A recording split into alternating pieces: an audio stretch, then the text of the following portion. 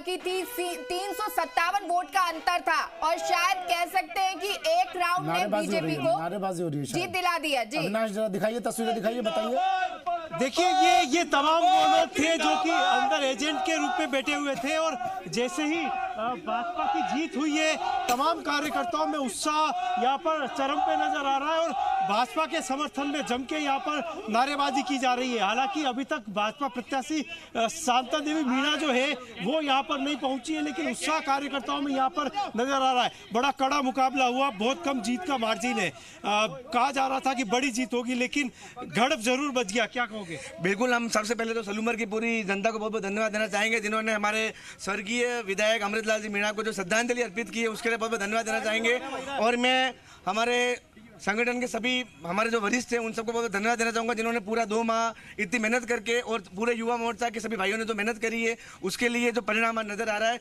और ये जो बाहरी शक्तियां जहाँ सलूमर में आगे तो प्रयास कर रही थी वो प्रयास विफल हो पाई है। कितनी धड़कनें तेज हो रही थी, दर्शकों को बता दीजिए कि कितने वोटों से अंतर रहा है, कितनों से जीत हुई है, उसका रुख करेंगे अविनाश। लेकिन उससे पहले एक और बड़ी खबर देवली उनियारा में भी भाजपा की बड़ी जीत। लगातार भाजपा आगे बढ़ते हुए, कांग्रेस बीएपी आरएलपी को शिकस्त देते हुए आगे बढ़ रही है भाजपा, रौंदते हुए आगे बढ़ रही है भाजपा के राजेंद्र गुर्जर ने बड़ी जीत हासिल कर ली है। देवली उनियारा बड़ी सुर्खियों में रही थी ये सीट इस बार और भाजपा ने यहां पर भी जीत हासिल कर ली है। अपने प्रत्याशियों को पछाड़ते हुए अपने सामने के अपने जो अपोजिट में जो प्रत्याशी खड़े थे, चाहे वो कांग्रेस हो चाहे बीएपी हो आरएलपी हो, उनको पछाड़ते हुए भाजपा लगातार आगे बढ़ रही है।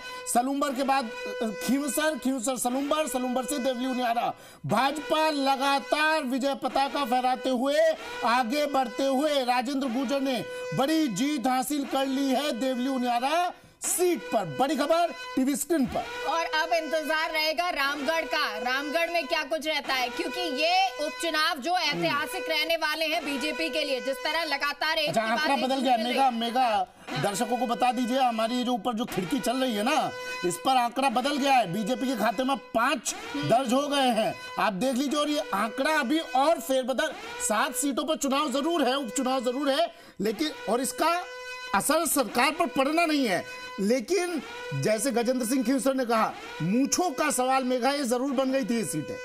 लेकिन ये 5 शायद जो आंकड़ा है वो रामगढ़ को मिला के, हालांकि रामगढ़ में अभी वोटिंग जारी है, वो काउंटिंग माफ कीजिएगा, काउंटिंग जो है वो जारी है, आगे चल रही है, आगे चल रही है। तो अब तस्वीर जो है वो सामने हो जाएगी। लेकिन अगर ये सारी सीटें यानी रामगढ़ को मिलाकर भी ये जीत हासिल हो जाती है, 5 सीटें जीतना इस उपचुनाव में ऐतिहासिक रहेगा। जीत का सेहरा किसके सर पर, किसकी मेहनत और दौसा का भी जिक्र इसमें किया जाएगा। हालांकि 84 एक सीट ऐसी है जिस पर लगातार जब से बाप पार्टी बनी है या फिर कहें राजकुमार रोध खड़े हुए या अनिल कटारा खड़े हुए तो वो जीत हासिल हो गई। लेकिन इसके इतर दौसा को अगर छोड़ दिया जाए तो कांग्रेस के गढ़ तक में सेंध लगा चुकी है बीजेपी। और एक ये बहुत बड़ी बात है, ये बड़ी जानकारी फिलहाल आपको देवली उनियारा से दे रहे हैं।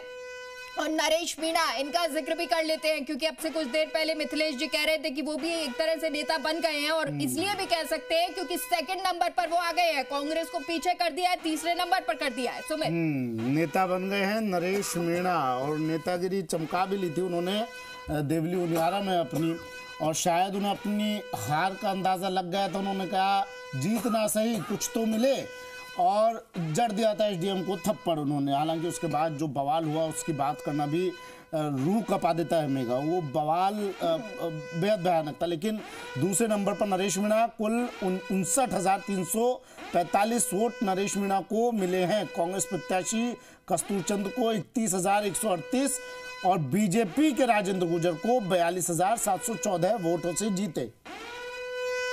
और अगली खबर ले लेते हैं, रामगढ़ से ये खबर है, रामगढ़ विधानसभा उपचुनाव का घमासान और उससे जुड़ी हुई अपडेट भी आपके सामने आ गई है। ये बड़ी जानकारी, बीजेपी के सुखवंत सिंह 3,166 वोटों से आगे हैं। स्वदेश सुमित हमारे साथ जुड़ गए हैं, स्वदेश कपिल हमारे साथ जुड़े हुए हैं, सीधा जुड़ गए हमारे साथ। स्वदेश जरा बताइए किस तरह की फाइट, कौन आगे कौन पीछे, क्या रहने वाला है, क्या परिणाम, क्या रुझान?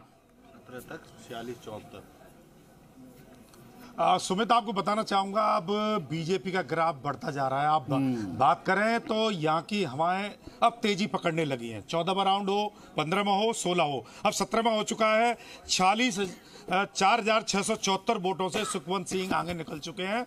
आर्यन खान अभी अंदर हैं, जबकि सुखवंत सिंह इस जो हमारा परिसर है बाबू सोबाराम कला महाविद्यालय, इस परिसर के बाहर एक महावर हॉस्टल है, वहां बैठे हुए हैं। वो सभी परिस्थितियों पर नजर रखे हुए हैं।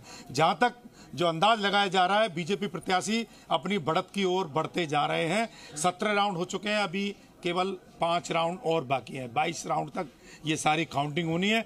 पर जो मैं आपको सिनेरियो बताना चाहता हूं, रामगढ़ हो या नौगावा हो या गोविंदगढ़ हो या बगड़ तिराया हो या बड़ौदा मेव हो, 3 अगर जो ग्रुप हैं वो बीजेपी में है तो 2 कांग्रेस में है। इनमें क्या है, जितने भी जहाँ ईवीएम खुलती है वहाँ सबसे बड़ी बात है, 6 गांव में कभी कांग्रेस आगे बढ़ रही थी तो कभी 5 गांव में बीजेपी बढ़ रही थी। पर 14वें राउंड से लगातार 4 राउंड में लगातार बीजेपी बढ़त बनाए हुए है। कौन से कारण रहे, लंबे कौन से कारण रहे जो बीजेपी को बढ़त बनाते हुए नजर आ रहे हैं?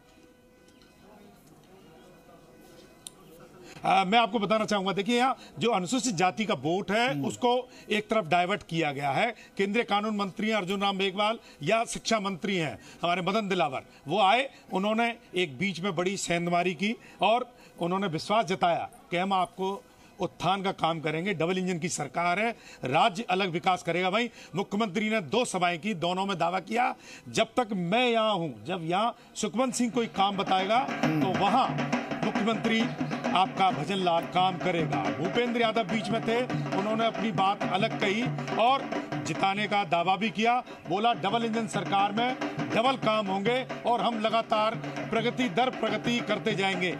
आप हमारे 11 महीने का कार्यकाल देखिए, उस 11 महीने में हमने क्या क्या किया। ERCP योजना लाए, हमने उसका MOU किया और कांग्रेस को जवाब दे दिया है क्या? आगे आने वाले दिनों में हम यहाँ की जनता ने कांग्रेस बार ढोल पीट रही थी और ढोल पीटने की तस्वीर हम ये भी दिखा रहे हैं, कुछ तस्वीरें दिखा रहे हैं। बीजेपी कार्यालय में जश्न की तस्वीर, मिठाइयां बांटी जा रही है, ढोल पीटे जा रहे हैं। कांग्रेस ने भी ढोल पीटा था बहुत।